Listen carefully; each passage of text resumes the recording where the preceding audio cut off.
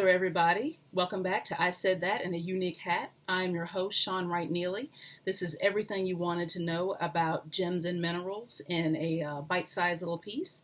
So today, let's get started, boys and girls, with Mohs scale of hardness. Okay, so you're probably wondering what the blue butter is Mohs scale of hardness. So that is what this scale is to my left. It might be your right, but it's my left. And it is the following. It's the scratch resistance scale for minerals. It was created by geologist Frederick Mohs, German geologist, in 1812. So it's old, and another tidbit about it is that it's not 100% foolproof, but it's the closest thing we have, and it's fairly accurate. So we're just going to go down this list right here from the softest, that's number one, to the hardest minerals. And I will give you some examples, some samples that I have of the minerals, and tell you some of the properties and uses that we use minerals for. Boys and girls, there's never a day that you go through that you don't use a mineral in your life, because they're in everything, even food. So here we go, food and drink. Alrighty, so, and I wanted to give you a quick little, acronym, a cute little acronym to remembering this. Texas gentlemen can flirt, and fantastic, quaint things can do. Okay, so that's how you remember starting it. Talc, gypsum, calcite, fluorite, apatite, feldspar, quartz, topaz, corundum, and diamond. Okay, so the only thing with that acronym is you have to make sure you don't get the C's confused, because calcite is much softer than corundum. So just keep in mind that calcite is going to come before corundum, and you're good. Okay, so let's get started. Let's see, talc. Okay, so this one's an easy one because everyone knows what talc is made for, or what we use it for. It's soft yet absorbent, and we use it in powder like I have here. It's also used in paints and cosmetics because it makes the product creamier. So there you have it for talc. It feels really good on your skin, as you know, anybody who's used baby powder. So there is talc. And next we have gypsum, and this is one of my personal favorites. I wear this all the time. So gypsum, number 2 on the scale, comes in clear, and it also comes in orange. And I apologize, the lighting in here isn't the best, but I don't know if you can tell that that's orange or peach. But this is either called orange. It's actually selenite. That's the type of gypsum this is. And it's called orange selenite or gypsum, or peach selenite or gypsum. It's very luminous, as you can tell, or almost translucent. I guess you can see straight through this piece. If you put it over print, you could read right through it. So this is used in plaster of Paris. Some of you younger folks may not know what that is, but they use that to make molds. They also use it in drywalls and fertilizer. So that is gypsum, and this particular gypsum is called selenite. And I think they gave it that name. Don't quote me on this 100%, but I think this was named because it kind of has a moonlight shade, and selenite, I'm sure you've heard of the girl's name, Selena. It kind of has that pretty, moonlight sheen to it. So there you've got selenite and peach selenite, and that's a form of gypsum. That is number 2 on the Mohs scale of hardness. Okay, third on Mohs scale of hardness is calcite. And this is a beautiful mineral too that comes in a rainbow of colors. It is used in construction, bridges and highways, and because it's a little stronger, I'm sure you've noticed the root word like calcium. Okay, so it is a bit stronger to reinforce things. And I have some, I had some clear, but I sold it. Really beautiful piece, clear piece of calcite. But I've got green calcite, which is like a mint green or pastel, which I think is very beautiful. And I also have what they call honey calcite or yellow calcite. So yeah, it's really pretty, and it grows in these kind of these squares like this. So I didn't do anything to manipulate these shapes. It came right out of the ground just like this.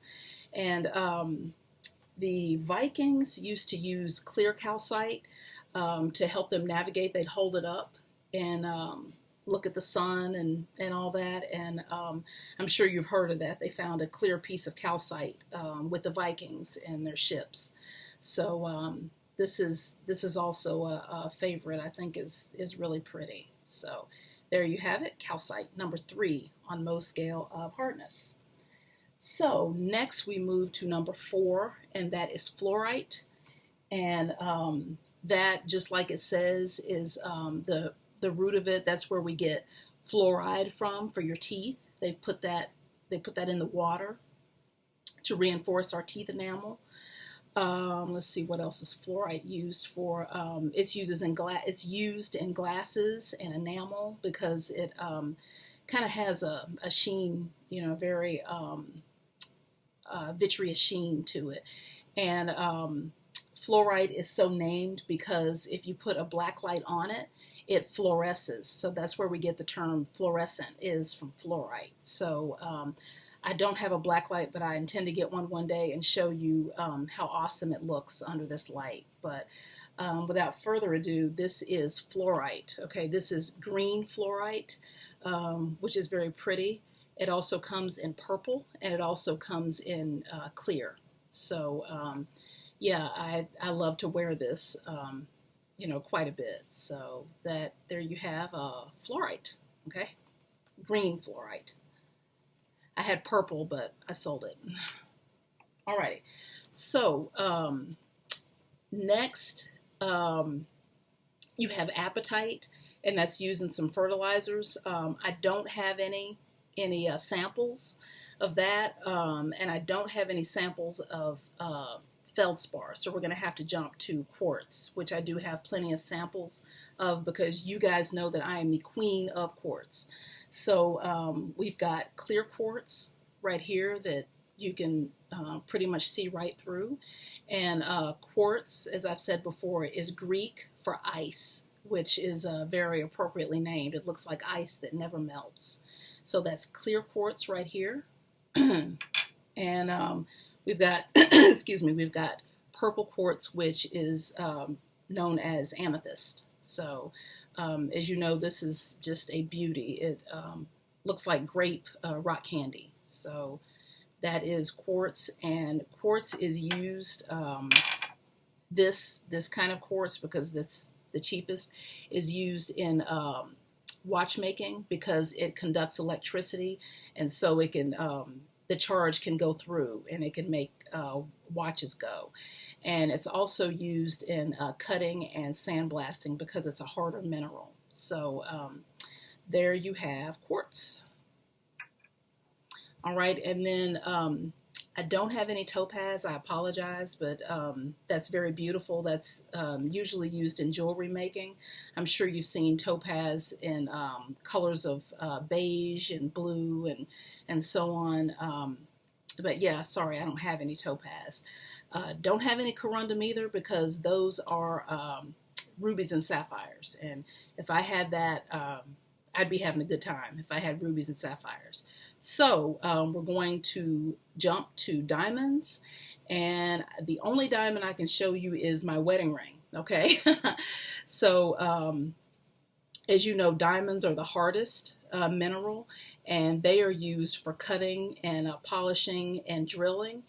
And they come in clear, and when they have imperfections in them, they also come in yellow, which is called a canary diamond, and they also come in chocolate, which is the brown diamonds. And something really interesting about diamonds, which I found makes me feel a little glamorous. You should too.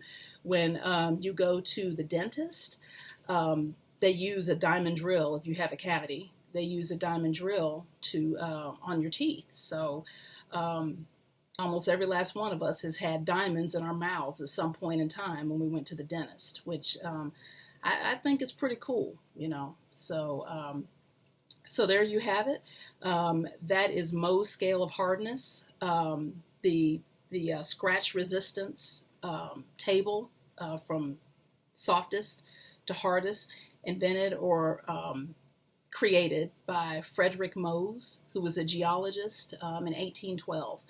And so many people use this scale right here, like they'll use their fingernail to tell, you know, where a mineral falls on here. It's like if you use your fingernail, you say, okay, well, this falls between a 2 and a 3 or whatever. And then when you get a coin and scratch the mineral and so on, then you can tell that it's higher up on the scale. It's a harder mineral. So that's primarily what this is used for people to tell the hardness of a mineral, because we rock hounds often make jewelry, and certain drills just will not accommodate very hard minerals. Like you can't put, if you have a low grade drill, you're not going to be able to use a diamond. You can't cut that because it's going to break the drill. So this is very important to us the people who make jewelry. So anyway, I hope you have enjoyed this. I have enjoyed sharing my passion with you so much. Thanks for coming back, and of course I'll be back. I'm Shawn Wright Neely, your host, with I Said That in a Unique Hat, and please don't forget to like and subscribe, and I will see you next time. Mwah.